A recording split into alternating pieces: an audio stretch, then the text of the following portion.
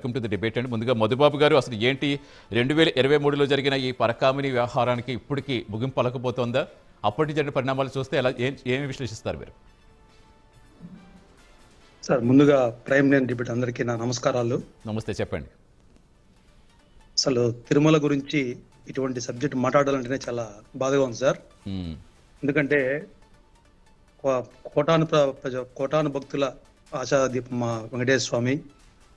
ఆ స్వామి దయతో అందరూ చల్లగా పోతున్నాము. కానీ ఇటువంటి డిస్కషన్, ఇటువంటి వైసీపీ గవర్నమెంట్ అధికారంలోకి వచ్చినాక దేన్ని వదలలేదు సార్.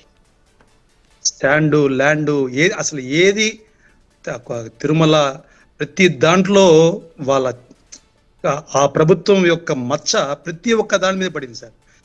అసలు ఇది ఆలోచిస్తుంటేనే అసలు మాకు అర్థం కావట్లేదు సార్. అంటే ఇలా కూడా చేయొచ్చా సార్? తిరుమల అనేది అతి పవిత్రమైన కలియుగ వైకుంఠం. అటువంటి వైకుంఠంలో కొన్ని సాంప్రదాయాలు ఉంటాయి. ఆ సాంప్రదాయాలు అనేది మన రామానుజుల వారి నుంచి వస్తుంది. దాన్ని చూడడానికి పెద్ద జయం గారు, చిన్న జయం గారు వీళ్ళంతా కూడా పర్యవేక్షణలో ఉంటుంది. వాళ్ళ దగ్గర పనిచేసే వ్యక్తి వచ్చి అతను వచ్చి ఇలాంటి పనులు చేయడం అనేది తలుచుకుంటేనే అసలు చాలా సభ్యకరంగా అసహ్యంగా ఉంది నిజంగా. అటువంటి వాళ్ళ దగ్గర రామానుజాలు అంటే ఇప్పుడు ఆ తిరుమలలో అన్నమాచార్యుల వంశస్థులు ఉన్నారు, రామానుజాలు సార్ వాళ్ళకి సంబంధించిన వాళ్ళు ఉన్నారు. వీళ్ళు కూడా ఇలాంటి పాపాలు కూడా కడితే ఇంక మేము ఏం మాట్లాడాలి సార్? అంటే ఆ ప్రభుత్వంలో ఎంతకైనా తెగించి ఏమైనా చేయొచ్చు అనేసి కళ్ళ ముందు కనిపించిన నిజాలు ఇవన్నీ. అతను ఒక $900 $72,000 మళ్ళీ అతనేంది 14 కోట్లు మళ్ళీ అతనికి స్వామివారికి విరాళాలు ఇవ్వడం ఏంది? అసలు ఇవన్నీ చూస్తుంటే అసలు లోకాదాలతలో ఈ కంప్లైంట్ ఇచ్చిన వ్యక్తి మన సతీష్ కుమార్ గారు కంప్లైంట్ ఇచ్చిన వ్యక్తి పోయి మళ్ళీ లోకాదాలతలో కాంప్రమైజ్ అవ్వడం అనేది ఏం సార్ ఇవన్నీ? అసలు ఎవరు సార్ వీళ్ళంతా? ఎవరు కాంప్రమైజ్ అవ్వడానికి? ఎవరు? సతీష్ కుమార్ అని ఒక ఎంప్లాయ్, అతను విజిలెన్స్ ఆఫీసర్, ఒక ఎంప్లాయ్ అతను. వెంకటేశ్వర స్వామి ఆస్తికి ఇతను పోయి కాంప్రమైజ్ అవ్వడం ఏంటి సార్? అసలు వింటుంటేనే అసలు ఎక్కడన్నా అంటే ప్రపంచంలో ఉండే దరిద్రం మొత్తం తీసుకొచ్చి తిరుమలలో పెట్టారు సార్ వీళ్ళు. ఇంత దారుణమా సార్? ఇంత దారుణమా? ఎక్కడికక్కడ దోచుకొని తిరుమల పవిత్రతనే నాశనం చేశారు. ఇప్పుడు మీరు అంటున్నారు పాపం పండుతుంది, ఖచ్చితంగా పండి తీరాలా. ఎవరిని వదలడు వెంకటేశ్వర స్వామి, ఎట్టి పరిస్థితుల్లో ఎవరిని వదలడు. ఖచ్చితంగా తప్పు చేసిన వాళ్ళకి ఖచ్చితంగా అనుభవించాల్సిందే. ఒక బోర్డు మెంబరు భానుప్రకాష్ రెడ్డి అనే వ్యక్తి తిరుపతిలో నా మిత్రుడు. అతను ఫస్ట్ నుంచి కూడా నిజాయితీగా వెంకటేశ్వర స్వామి కోసం ఏదైనా కానీ ఎక్కడ తప్పు జరిగినా ఆ విధి విధానాల్లో వెంటనే ముందుండి దానికి చెప్పి ప్రజలకి తెలియజేసి దానికోసం కష్టపడే వ్యక్తి మా భానుప్రకాష్ రెడ్డి. తిరుపతి వాసుడు తెలుసు ఆ విషయం. భానుప్రకాష్ రెడ్డి ఎటువంటి వ్యక్తి, ఎలాంటి వ్యక్తి. ఇప్పటికి 2 సార్లు బోర్డు మెంబర్ అయినాడు ఆయన. 2వ సారి బోర్డు మెంబర్ అవడం. ఏ రోజు ఇంత మచ్చలేదు. అంత ఖచ్చితమైన వ్యక్తి, అంత నిజాయితీ పరుడు. అటువంటి వ్యక్తి ఈ రోజు కళ్ళ నీళ్ళు పెట్టుకొని నాకు బెదిరింపు కాలు వస్తున్నాయి, నేను రేపు ఎల్లుండో ఉంటానో ఉన్నా కూడా తెలియదనే మాట చెప్తుంటే మా కడుపులో ఒక హిందూగా చచ్చిపోవాలనిపిస్తాను సార్ నిజంగా. మాట్లాడుకుందాం. అంటే నిజంగా అసలు ఇప్పుడు ఈ టీటీడీ అధికారులు అసలు సమగ్ర దర్యాప్తు చేపట్టకుండా, విజిలెన్స్ విభాగం కానీ ఇవన్నీ ఏవి చేయకుండా రాజీ చేసుకోవడం ఏంటనేది ఇప్పుడు అందరినీ కలిసి వేస్తుంది. ఎందుకంటే ఇంకెన్ని జరిగాయో బయటకు వచ్చింది కాబట్టి చిన్న కేసులు అవుతాయి సార్, చిన్న కేసులే సార్. అటువంటి దాంట్లో పోయి వీళ్ళు ఎలా సార్ కాంప్రమైజ్ అవుతారు? ఇప్పుడు ఆ వీడియోలు వచ్చింది కదా సార్, ఆ వీడియోలు వచ్చిన వీడియోలు కూడా ఎవరిచ్చారో కనుక్కొని వాళ్ళకి మా గవర్నమెంట్ వస్తే మిమ్మల్ని లేపేస్తామని చెప్పి వార్నింగ్లు ఇస్తున్నారంట. ఆ భానుప్రకాష్ రెడ్డికి బెదిరింపులు. ఆ వీడియో ఇచ్చిన అతనికి ఆ భక్తుడు, ఆ వీడియో ఇచ్చిన అతను ఒక భక్తుడు. వెంకటేశ్వర స్వామి గుళ్ళో జరుగుతుంటే ఎవరైనా ఒప్పుకుంటారా? ఎవరైనా ఇస్తారు. అది ఇచ్చిన దానికి కూడా అతను కూడా చంపుతామని బెదిరింపులు వస్తున్నాయి.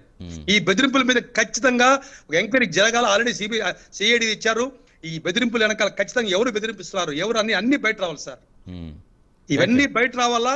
ఎందుకంటే సామాన్య ప్రజలు ఒక బీజేపీ నాయకుడు తిరుమలలో 2 సార్లు బోర్డు మెంబర్ చేసిన వ్యక్తే కళ్ళని పెట్టుకుని నాకు బెదిరింపులు వస్తున్నాయంటే ఇంక ఏ స్థాయికి వెళ్ళిపోతారు సార్ వాళ్ళు? కోట్లు సంపాదించేస్తారు 5 ఏళ్లలో, డబ్బులు సంపాదించేస్తారు. ఆ డబ్బులతో ఏమైనా చేయించుకుంటారు. ఏం చేసినా ఇది కలియుగమైన ధర్మం ఒక పాదమితోనే ఉంది, ధర్మం ఒక పాదమితోనే ఉంది. ఖచ్చితంగా కొంచెం లేట్ అవ్వచ్చు, ఖచ్చితంగా శిక్ష అయితే పడి తీరుతుంది. తప్పు వెంకటేశ్వర స్వామి ఖచ్చితంగా ఎట్టి పరిస్థితులు ఎంత పెద్ద దొంగ అయినా సరే స్వామి దగ్గర సార్ ఆకలిగా ఉండే వ్యక్తి చిన్న చిన్న తప్పులు చేసి ఉండొచ్చు సార్, ఎందుకంటే స్వామి కూడా క్షమిస్తాడు చిన్న ఆకలి మీద.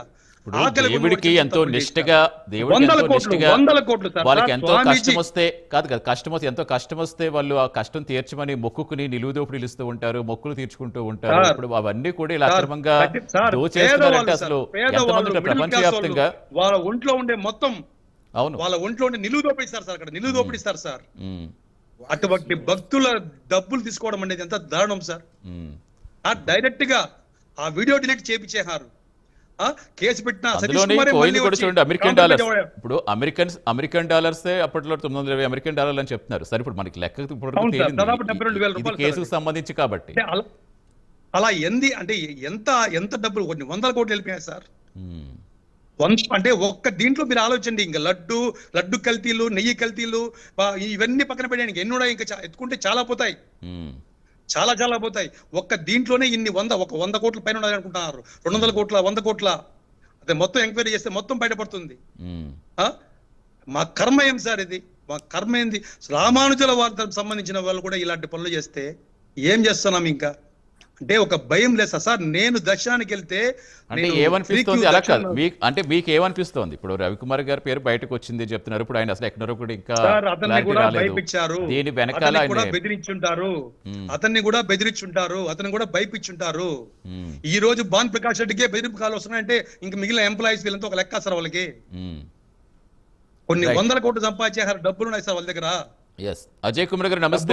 వాళ్ళ దగ్గర నమస్తే, నాకు వాయిస్ బాగా లో వస్తుంది.